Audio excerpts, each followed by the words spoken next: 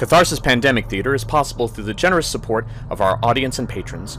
You can support us by subscribing to this channel or going directly to cattheater.com and hitting the donate button. Thank you.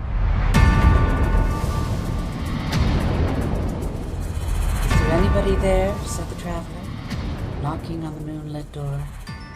And his horse in the silence champed the grasses of the forest's ferny floor. And a bird flew up out of the turret above the traveler's head, and he smote upon the door a second time.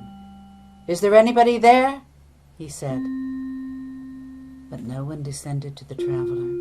No head from the leaf-fringed sill leaned over and looked into his gray eyes, where he stood perplexed and still.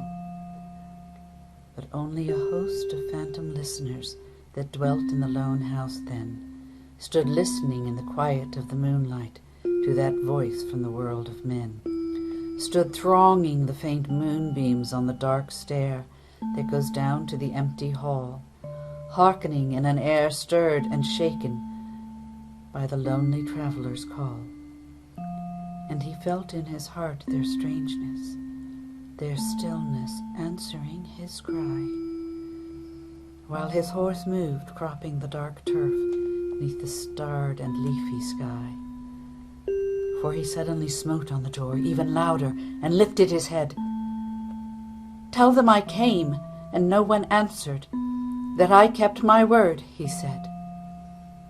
Never the least stir made the listeners, though every word he spake fell echoing through the shadowiness of the still house from the one man left awake.